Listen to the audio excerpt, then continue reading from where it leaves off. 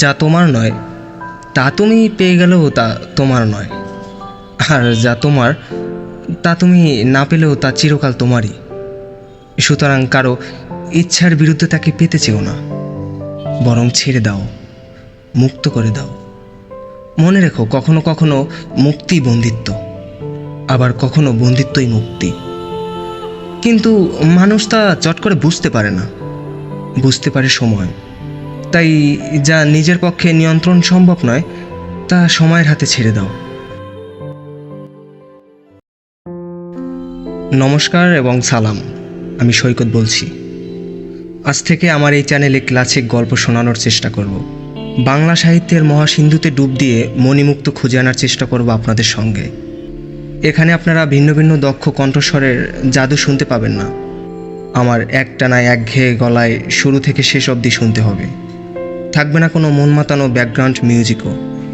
মোট কথা, আমি গল্প পড়ব, তা আপনারা আগ্রহ বাড়িয়ে শ্রবণ করবেন। কি শুনবেন তো? আর হ্যাঁ, যারা শুনছেন একটু ভালো লাগলো না অতি বাজে, একবার জানিয়ে যাবেন কমেন্ট বক্সে। আর খুব বেশি ভালো লেগে গেলে সাবস্ক্রাইব বাটনে একটা ক্লিক। তাহলে আজকের গল্প শুরু করি। আজকের ক্লাসিকটি তার লেখা, যে মানুষটি এখন পর্যন্ত অত্যন্ত সাবলীলভাবে আমাদেরই গল্প লিখে চলেছেন। মানে আপনার, আমার কিংবা আর 5টা সাধারণ মানুষের গল্প। প্রথম কাজের দুঃসাহস দেখালাম আমার সব থেকে প্রিয় সাহিত্যিকের কাহিনী দিয়েই। সেই সুমহান সাহিত্যিকের ভালোবাসা নিয়ে শুরু করছি আমার আজকের গল্প, সাদাত হোসাইনের রচিত উপন্যাস শঙ্খচূড়।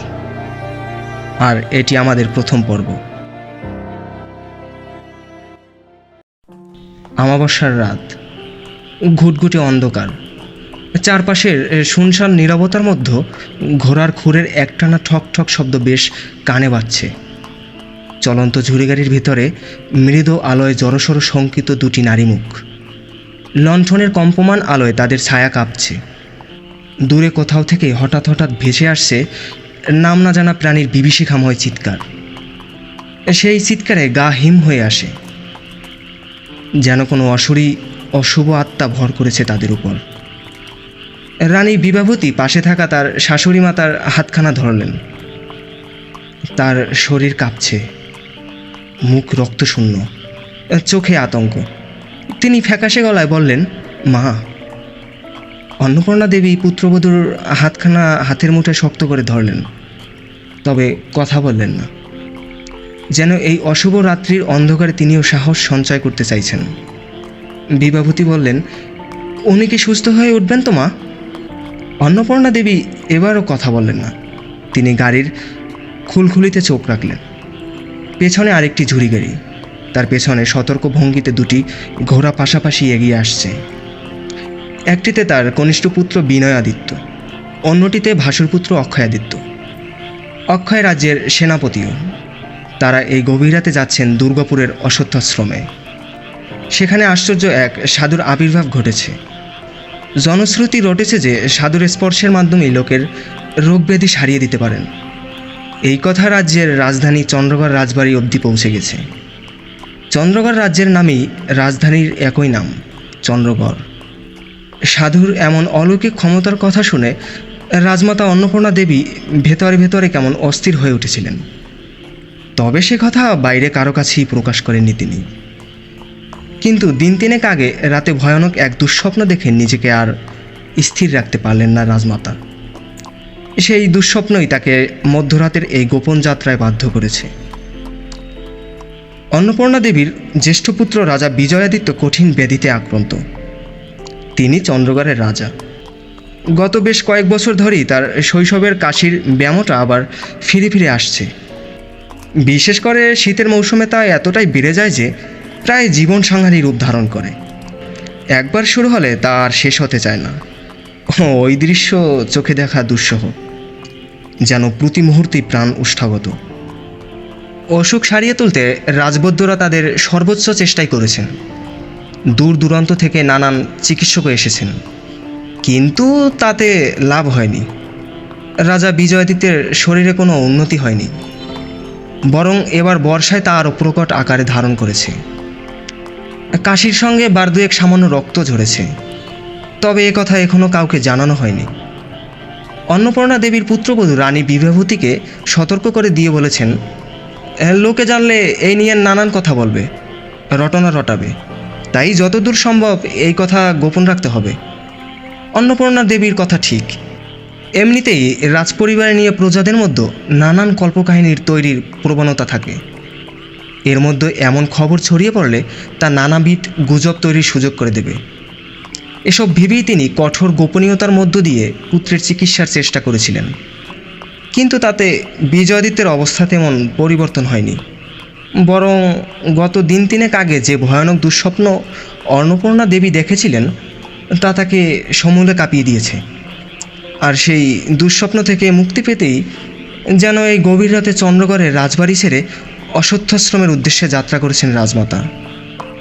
এর সঙ্গে কেবল রাজপরিবারের অতি বিশ্বস্ত কয়েকজন সদস্য, যারা কোনো অবস্থাতেই রাজপরিবারের কোনো গোপনীয়তা জনসম্মুখে প্রকাশ করবে না।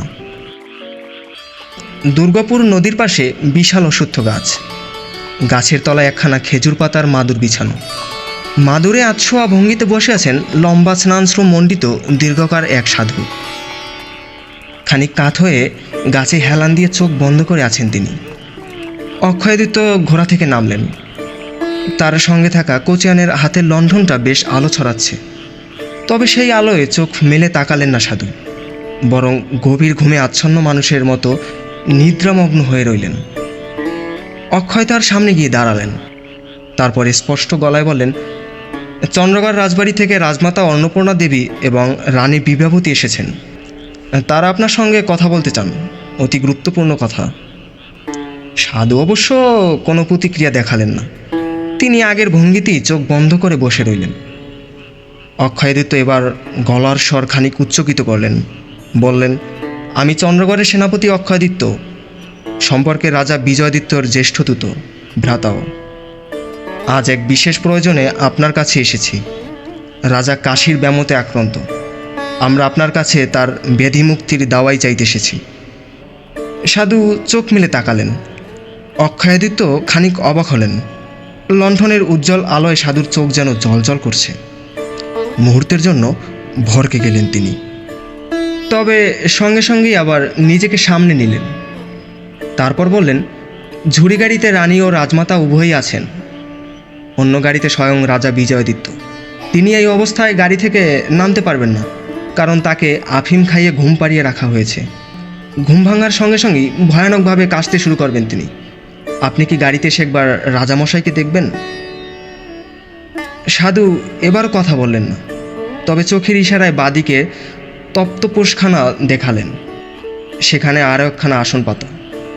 সেই আসনের গুটিসুটি মেরে শুয়েছিল একটি লোক। সে হঠাৎ উঠে বসল।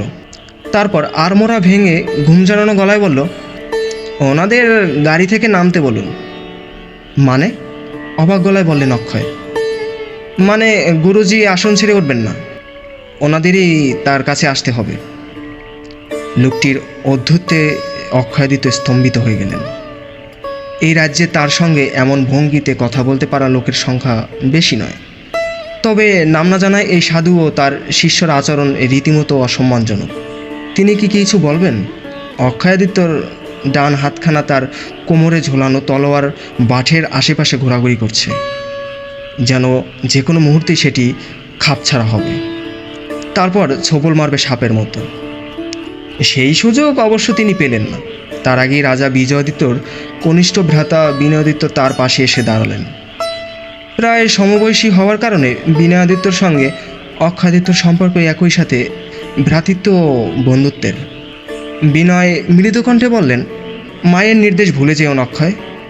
সাধুজি রুষ্ট কিংবা মনক্ষুণ্ণ হতে পারেন, এমন কিছুই করা যাবে না। উনি যা বলেছেন তাই করো। অক্ষয়াদিত্য অনেক চেষ্টা করে নিজেকে সংবরণ করলেন। তারপর সাধুর কথা মতোই সকল বন্দোবস্ত শুরু করলেন। সাধু অবশ্য রাজা বিজয়াদিত্যকে দেখে বিলম্ব করলেন না, বরং তাকে রাখা মাত্রই মন্ত্র জপে তার শরীরে জল ছিটিয়ে দিলেন। তারপর চোখের ইশারায় বিজয়াদিত্যর অচেতন শরীরটাকে তার আরও কাছে নিয়ে আসতে বললেন। রাজমাতা অন্নপূর্ণা দেবী প্রণামের ভঙ্গিতে বললেন, বাবা, আমার পুত্রটি বড় ভালো মানুষ। এ রাজ্যের প্রজাদের দেখভাল তার এতটুকু ঘাটতি নেই।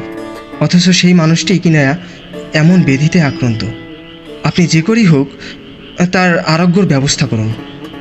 বিনিময়ে আপনি যা চাইবেন আমি তাই দিতে প্রস্তুত। বলেই অন্নপূর্ণা দেবী কাঁদতে লাগলেন। তার পাশে দাঁড়িয়ে থাকা রানী বিভাবতী আঁচলে মুখ ঢাকলেন। সাধু অবশ্য কথা বললেন না। তিনি রাজা বিজয়াদিত্যর ঘুমন্ত মুখের দিকে দীর্ঘ সময় তাকিয়ে রইলেন। তারপর চোখের ইশারায় রাজমাতা ছাড়া আর অন্য সকলকে দূরে চলে যেতে বললেন। অন্নপূর্ণা দেবী অবাক হলে কিছু বললেন না। তিনি নিশ্চল দাঁড়িয়ে রইলেন সাধুর সামনে। সাধু হঠাৎ রাজা বিজয়াদিত্যর ঘাড়ের কাছ থেকে তার উঁচু গলাবন্ধটা সরিয়ে দিতে দিতে শান্ত গলায় বললেন, মা, আপনার সন্তানের কাশির ব্যামো তো আসলে ব্যাধি নয়। অন্নপূর্ণা দেবী ভীতু গলায় বললেন, তাহলে? যে অভিশপ্ত ব্যাধি তার শরীরে বাসা বেঁধেছে তা থেকে রক্ষার ক্ষমতা আমার নেই মা।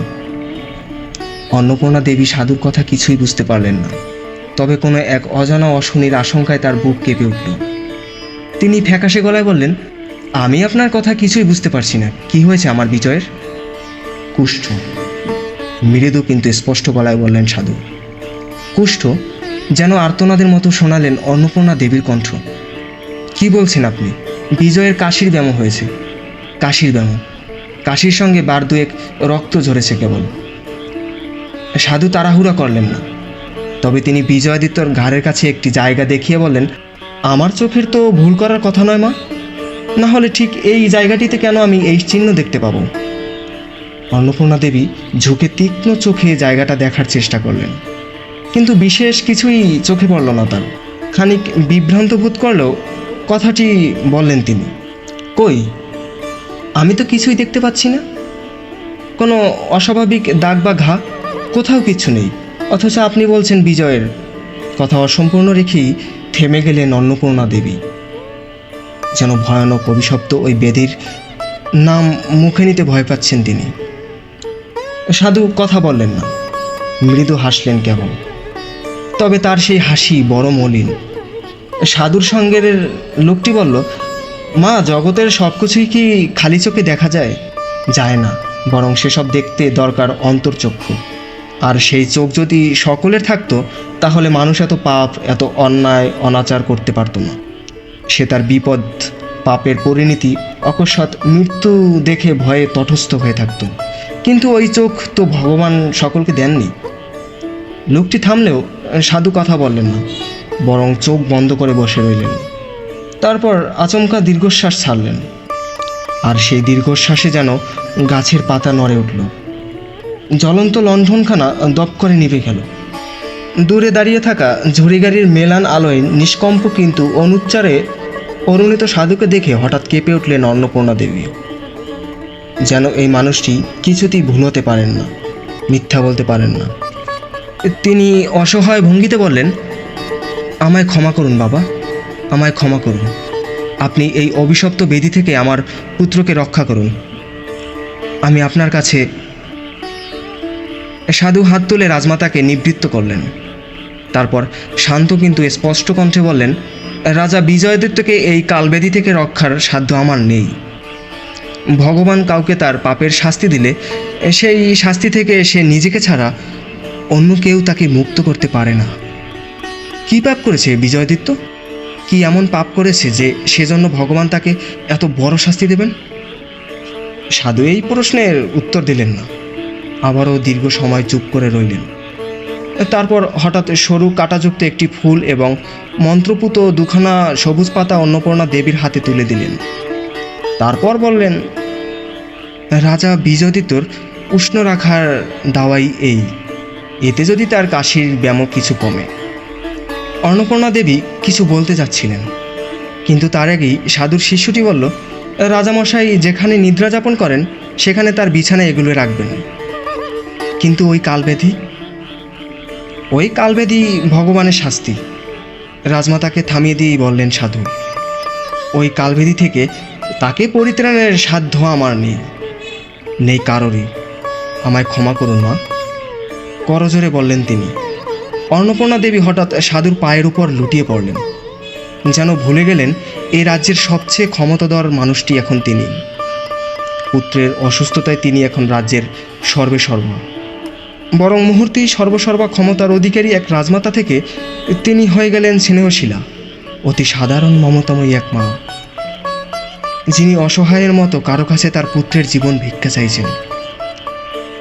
সাধু বেশ খানিকক্ষণ প্রস্তর মূর্তির মতো স্থির হয়ে বসে রইলেন। তারপর জলদ গম্ভীর কণ্ঠে বললেন, এই ব্যাধির অভিশাপ থেকে রাজা নিজেই কেবল নিজেকে পরিত্রাণ করতে পারেন। কিভাবে? কান্না জড়ানো গলায় জিজ্ঞেস করলেন রাজমাতা। প্রার্থনা ও প্রায়শ্চিত্তে। প্রার্থনা ও প্রায়শ্চিত্তে? অবাক চোখে তাকালেন অন্নপূর্ণা দেবী। রাজপ্রাসাদ পরিত্যাগ, আত্ম অনুসন্ধানেই মুক্তি, মোক্ষ লাভ। অন্নপূর্ণা দেবী কান্না জড়ানো কণ্ঠে বললেন, আত্ম-অনুসন্ধানে কিসে? তখন সাধু বলল, ত্যাগ ও তপস্যায় জল ও জঙ্গলে। অন্নপূর্ণা দেবী বিভ্রান্ত চোখে তাকিয়ে রইলেন। সাধু চোখ বন্ধ করে বিড়বিড় করতে লাগলেন, শরীর ভরে উঠবে স্বরে, অন্তরে কেলেদে ছেয়ে যাবে অন্তর বাহিরে, মাংসের শরীর গলিতে হবে পুজ ও পচনে, দায়িত হবে দাগ ও দুর্গন্ধে। বলেই থরথর করে কাঁপতে লাগলেন তিনি। তারপর হঠাৎ নিথর হয়ে গেলেন। অনেক চেষ্টা করেও তার সঙ্গে আর কথা বলা গেল না। যাই হোক বন্ধুরা, এই ছিল আমাদের প্রথম পর্ব। তো যাদের এই প্রথম পর্বটি ভালো লেগেছে তারা অবশ্যই কমেন্ট করে জানিয়ে দিবেন এবং সাবস্ক্রাইব বাটনে একটা ক্লিক করে যাবেন।